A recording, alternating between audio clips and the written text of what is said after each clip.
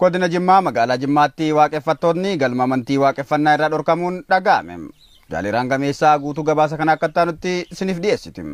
Akka seeraa fi heera impaayiratiitti dhimmi amantii siyaasa keessa hin galu.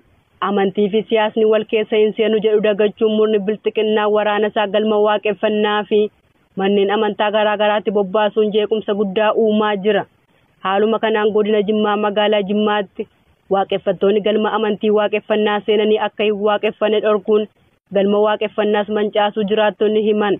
Waxabajjii 4/2023 waraanni FASHTPP galma waaqeffannaa keessaa waaqeffattoota gadi yaasuun doorsisuu fi taappellaa galmicha akeektuu alaaf kan keessaas buqqisuun akkasumas tarsaasanii gubaniiru.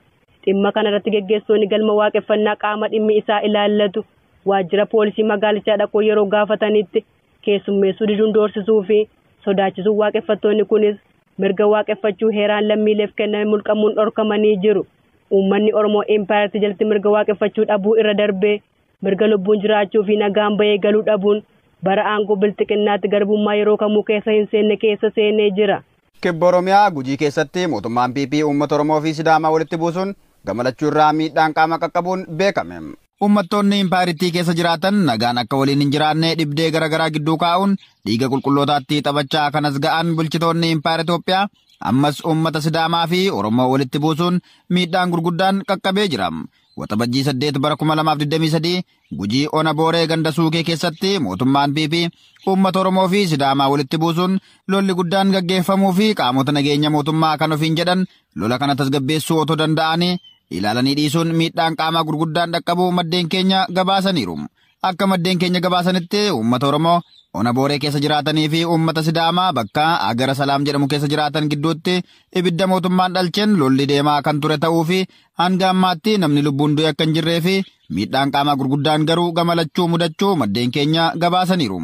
Nagaan saboota gidduutti akka hin buune sabootaa fi sablammoonni akka malee akka wal madeessan karoorsee kan irratti hojjetu PP'n daangaa Oromiyaa mararraan saboota Oromoo irratti kaasuun qabsoo Oromoo gara dabarsuuf akkasumallee lola daangaa fakkeessee addunyaaf dhiyeessuuf akka barbaadu hubachuun saboota ollaa keenyaa waliin nagaa buusaa hidda impaayiritti ciru irratti haa xiyyeeffannuun dhaamsa jiraattota Ona Booreeti. Godina Wallagga Lixaa aanaa mana Sibuu keessatti kaabinoonni murna biltsiginnaa xaa'oo uummata dhorkachuun dantaa dhuunfaaf oolfachaa jiraachuun dhaga'ame. Jaalaa Caaluu Roobaa waan qindeeffate qaba.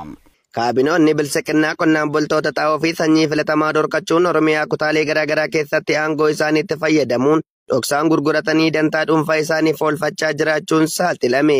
Haaluma kanaan godina Lixa Wallaggaa aanaa mana Sibuu keessatti kaabinoonni biltsiginnaa waqtii qonnaan bultoonni hojii qonnaatti bobba'anitti xaa'oo fi sanyii filatamaa waan dhorkataniif qonnaan bultoonni komii qaban dubbatan. Jiraattota godina Lixa Wallaggaa Ona mana Sibuu dabalatee hedduun hojii qonnaa irratti bobba'uun kan jiraatan yoo ta'u, kaabinoonni murnichaa maqaa uummataatiin xaa'oo baay'inni isaa kuntaala 600 ol ta'u godina irraa gara Ona mana Sibuu fiduun kuntaala 500 kaabinoonni dhuunfaa isaaniin qooddachuun gurgurachaa kan jiranii fi namoota siyaasa sirnichaa qofaaf haaromfamaniif kuntaala 100 kennuufiin gandoota baadiyyaa magaalicha irraa fagoo ta'etti geessuun qonna geggeessuun hin qabdan jechuun akeekkachiisuu jiraattonni arraata biyyoolessa Oromiyaatti himan. Baashaggar bulchiinsa magaalaa Bishooftuu keessatti sabboontotaa fi dargaggoota adamsanii hidhuu ammeessan. Jaalaqaafan Fayyeeraa guutuu gabaasa kana akka taanutti isiniif dhiyeessa. Gootichi waraana bilisummaa Oromoo Baashaggar bulchiinsa magaalaa Bishooftuu seenuun tarkaanfii boonsaa fudhachuun waan barbaade fudhatee erga ba'e as sodaa fi yaaddoo guddaan guutamuun magaalicha keessaa sabboontota keessaayyuu kallattii gara lixa shaggarii fi lixa Oromiyaa irraa dhufan adamsanii qabuun mana hidhaa keessatti hiraarsaa jiru. Quunnamtii keessaniin waraanni bilisummaa Oromoo magaalaa seenee tarkaanfii fudhate jechuun dargaggoota lagaan qooduun rakkisaa kan jiran yoo ta'u, hojjettoota mootummaa kanneen seektiraalee garaagaraa keessaa hojjetanis hidhanii turuu maddeen keenya gabaasaniiru. Dargaggoo Zallaqee Taaddagee jedhamu halkan mana isaatti olitti seenuun qabanii kan hidhan yoo ta'u, waan inni hin beekiniin reebicha hamaa irratti geggeessuun milli tokko cabuun yaala akka hin argannellee dhorkanii jiraachuu maddeen keenya himaniiru. Dargaggoo Tagibaaruu Kabbadee hojii tiraafikiitti bobba'uun waggaa dheeraaf magaalaa sana kan tajaajile yoo ta'u, sababuma dhalataa lixa Oromiyaa ta'eef qabanii hidhuun reebicha hamaa irraan ga'aa jiraachuunis beekamee jira. Erga tarkaanfiin magaalaa Bishooftuu irratti fudhatame bulchiinsi magaalaa Bishooftuu faannoo Walloo fi Affaar irraa gara magaalattiitti galchuun bifa uummataatiin socho'anii hojii tikaa akka hojjetaniif namoota shakkaman halkan ukkaamsuun reebicha hamaa irraan ga'uun hidhaa akka jiran maddeen keenya odeessa qaama mootummaa irraa argataniin gabaasaniiru.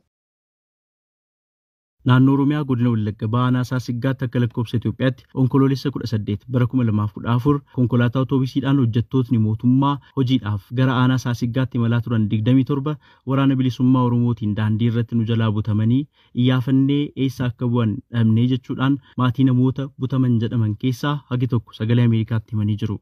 Nageenya isaaniif akka yaaddaan himuun abbaan ijoollee lamaa maqaan isaanii akka hin caqasamne gaafatan haati warraa isaanii haala ittiin butaman jedhanii fi yeroo ammaa haala keessa jirra jedhan ibsanii jiru. Haati manaa koo keessa jirte ijoollee lama natti dhiistee hojii mootummaa akka manaa baate gaafasi naanna'aa saayitii lamaan walakkaa silkiin naa dawwalamee hojiidhaaf Saasiggaa deemaa naannoo addaa Adaamii jedhamtutti qabamteetti kan jedhamu dhaga'e. Eenyutu qabe isiniin jedhan? Mootummaan yaa'u shanee jedhee kan waamu wabooti qabee jedhanii. Waraanni bilisummaa Oromoo namoota kanneen qabuu isaaniitiif ragaan keessan maali? Inda keenya malee nurratti hin jiru kaas. Maaliif hanqeyoonaa cal jettan? Nuuni mootummaa aanaa hanga guduraatti gaafataa turre miidiyaa kamittuu qaamni mootummaa nuun dabarsine amma ammaatti sooshaal miidiyaa maaliif dabarsuu dadhabeedha kan nuun jechaa ture nuuni. Ani waggaa lamaan kana guutuu mucaasheen xiqqoon durbii baay'ee saayikoo ishee miidhamee yeroo garaagaraa hospitaala gaggeessaa hojjetaa kan biraas manaan qabu ofumaa bukeessee ofumaa toshee ofumaan ijoollee lama barsiisaa jira. Komiin mootummaa irraa qabnu tokko akka mootummaatti maatii kana dhiyeessuuf dirqama qaba du'aa sootee fayyaa isaanii. Haati ijoollee afurii abbaan warraa isaanii haaluma wal fakkaataan butamuu himanis horiinuu nama ishee barbaaddu qabdi namni barbaacha dhabee jedhan. Abbaan warraa koo yoo guyyaa gaafa sanaa hojii maafi manaa ba'anii deemanii namoonni safaraa deebi'anii dhufanii rakkoon kun akka mudate nuu kaasanii egaa hojjetoota warra ta'anii fudhatanii nuun immoo nu dhiisanii jedhanii namoonni hojjetaan taane deebi'anii galanii gaafa sanaa. Eenyu ka fudhate? Eenyu akka ta'e hin beeknu hidhatee qaama jirudha irra hojjetaa fuudhanii deemanii waan jedhu nuu kaasu biqinaan jirre keessa maatiin kun kan gallee jirru ijoollee Afrikanii nu waliin qabnu qoonqoo qofaa miti gaaffii daa'imni sii kaastu waan itti deebisuu hin qabdu sadarkaa Oromiyaa deemuuf xinnoo humna qabnuuf maallaqa jiru wal qabatu xinnoo nu danqee kan godina ragaa qabatamaa harkaa waan hin qabneef sinii kaasuu hin dandeenyu waan jedhudha. Namni jiraataa aanaa Saasiggaa ganda Harawaataa ta'uu himan kan biraan ammoo akkas jedhu. Adaamii kana akkasanii loomisha guyyaa tokko bulchanii ganda Harawaataa ganduma keenya bakka addaasa Tulluwaataa bakka jedhamutti namoota kana gochaa suukanneessaa irratti raawwatan kan isaan qalan. Ajjeefamanii hanga irraatti lammarraatti lafeen isaanii kan hin kaane awwaalcha kan hin arganne jiroonni kun. Waraana adda bilisummaa Oromoo yeroo sana kan ajjeese ni bakka sanatti qalan bakkuma qonnaa namoota keenyaadha. Hawaasni isaa kanatti argee namoota jaambee kulee fuudhaa kan waaleef maatii kan agarsiifne jiroonni kun kan isaanii naannoo sana waraana isaanii kaa'anii irraa dhorkaa turanidha. Gocha sana waraanni bilisummaa Oromoo akka godhe maaliin mirkaneeffattan? Wanni nuti mirkaneeffanne naannoo keenyatti raawwate ijoolleemti keenya illee kan viidiyoo isaa suuraa kaasanii jennaan dhufanii qabanii waltajjii nu teessanii bilbila miimoorii isaanii harkaawanii kan isaan caccabsanii gatan. Ijoolleen bira ga'anii waraabaniin illee sababii sanaan kan dhorkafatu ijoolleen baay'een qabanii kan isaanii reebaman isaan biratti. Bulchaan aanaa Saasiggaa obbo Alamaayyoo Ejjetaa hojjettootni kunneen haala ittiin butaman jedhanii fi gocha kana qaama raawwate jedhan ibsanii jiru. Kallattiidhumaan hojjettoonni kun magaalaa Naqamteerraa gara aanaatti kan isaan dhufaa jiranii aanaa guutuu giddaa ganda fayyinirraa iddoo addaa Adaamii jedhamutti kan butaman hundumaa baawwa shaneetiin egaa makiinaa guutuudha gaafa sana kan butame ganna kaan caakkaa keessa bakka ta'e kan hirkaabee achi keessaa naannoo nama 33dha kan gara ganda loomishaatti geeffame yeroo sanatti humna nageenyaa kan gadhiifame jira nama 27dha hojjetaa aanaa keenyaati isaan kana akkuma butamaniin naannoo barfan tokkoon booda ganda Harawaataa iddoo addaa Tulluwaataa jedhamu jira iddoo sanatti geeffamanii akka humna baawwa shanee kanaan tarkaanfii irratti akka fudhatame hawaasni kaasaniiru. Isaaf ammoo ragaan jiraaf.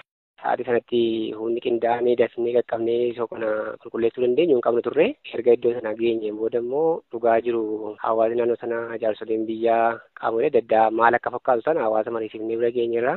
Bakki awwaalcha isaanii wanti argame jira. Iddoon awwaalcha isaanii kana kan jedhamu waan addaa argachuu hin dandeenye. Obbo Alamaayyoon komiin maatii namoota butaman irraa ka'u sirriidhaa jechuun waan dafanii ragaa hin arganneef maatii osoo hin beeksisin turuu isaanii dubbatanii jiru.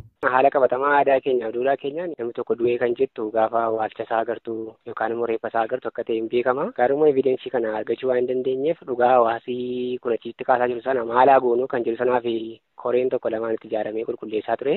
Waan jiru kanas immoo bakkuma maatiin kun jiranitti namoota kana iddoo tokkotti walitti waamamee karaa koree kanaatiin dhugaan hawaasa bukkee jiru kana waan ta'eef bu'uura kanaatiin beekuu danda'uudhaa qabdu kan jedhu sun kennameera. Maaliif hanga kana barfattan daftanii maaliif ittiin himin? Lakki achitti kennameera kuni baruma 2014 naannoo ji'a 12ffaa keessa.